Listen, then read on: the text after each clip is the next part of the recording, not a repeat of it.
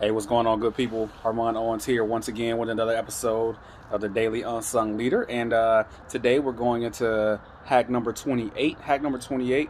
And this is another hard one. This is another hard hack, but when used properly, um, you get to answers very quickly. You are able to decipher, deconstruct problems in a way that is efficient, that is fast, and that is right for the most part. Today's hack is taking all the blame. Taking all the blame.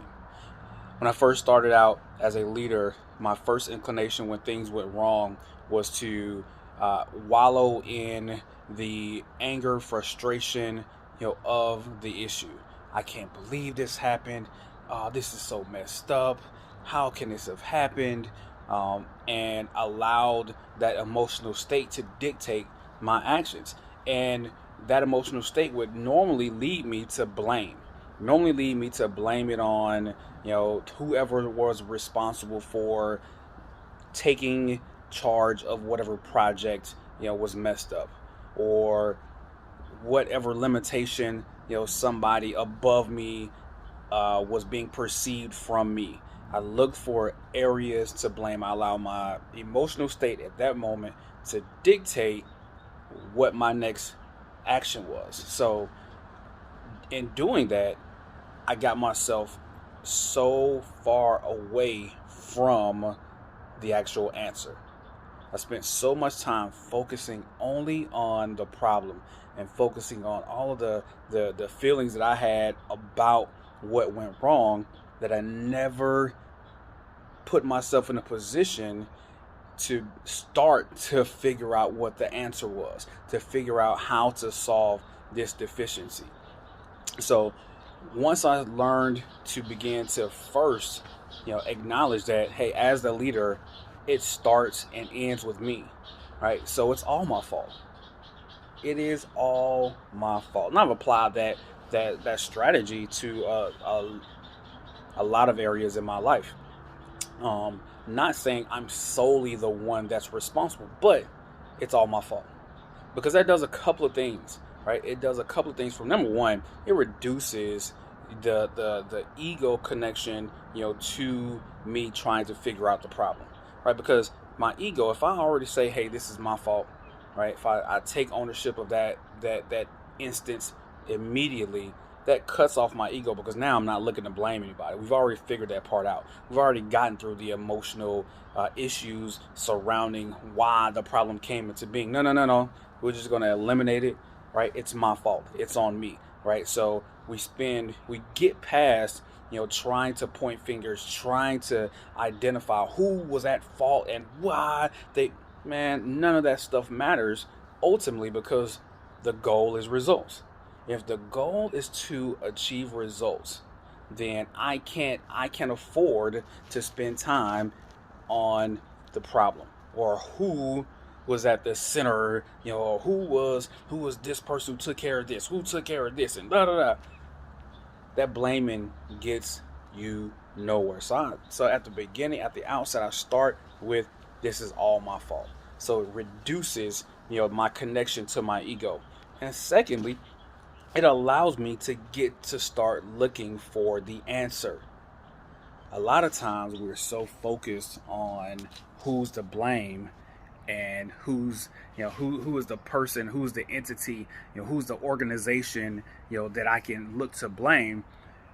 I never get to looking for the real answer. Never start problem solving. I never start deconstructing the issue so that we can get to the results, because the results is the key. The results is the goal. The end result is to get the results that we were looking for. And as long as I stay in my circle of blame, the longer I stay in my circle of frustration, my circle of anger that rests within my own ego, within my own insecurity, so to speak, right? Because I don't want to admit that I messed up. The longer we will go without achieving results. So the key is, hey, I take complete ownership of it.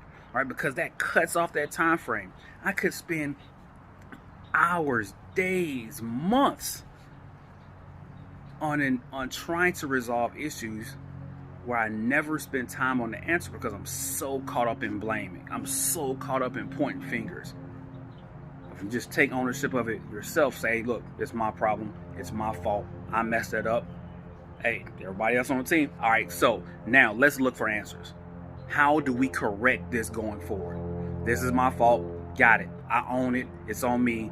When the heat comes down, I'm strong enough to take it, right? I got it. Now, let's look at how we correct this deficiency. Let's look to see how we can deconstruct this problem and get to a better result. How can we take the resources that we have right now, though they may not be optimal, how can I take advantage of the resources and the situations and the circumstances I've been dealt with right now to get to the best possible solution? And I can't do that if I'm stuck in my own circle of blame. I can't do that if I'm always looking, for some external validation, for why things went wrong. It can't be that. As leaders, we have to take it all. And it's a hard thing to take all of it on you. It's a hard thing to say it's all my fault. But that is meant to get to the solution as quickly as possible. When you take ownership of it, you cut that time frame down significantly, because all the time that you will spend blaming, trying to point fingers, you get to the answer. So, today's leadership hack is take all the blame. Take all the blame.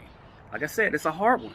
It is a hard one. Don't get me wrong in thinking that this is an easy stance, to take, because it's not.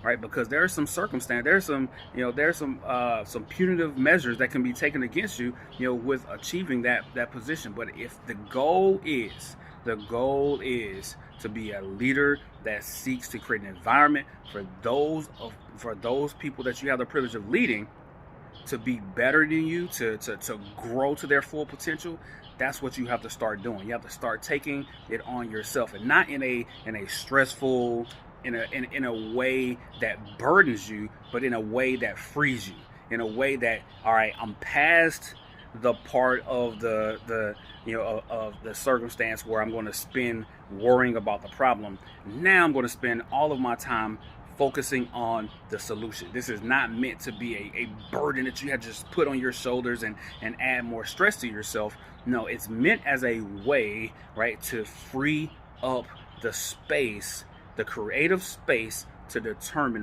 what the true answer is. Right, so it's better that we take that ownership on ourselves, take the blame for what's happening, so that we're able to move forward and spend more time searching for the solutions. All right. And I know, like I said, I know this is a tough one, and there's layers, there's layers to achieving this, where you're not compromising yourself, from a stressed standpoint. And we can definitely talk about that. But please leave your feedback, in the comments. Let me know what you think. Like, share, and just hit me back and let me know what you think about this hack. Like I said, there's layers, to this hack, so you don't compromise yourself from an emotional standpoint, but also, free. It's meant to be a freeing posture so that you can spend more time developing solutions rather than wallowing in problems. All right. So, hey, I appreciate you listening. This is Leadership Hack number 28, and we'll be doing 29 here pretty soon. So, appreciate you for watching. Talk to you soon. Unsung Leader out.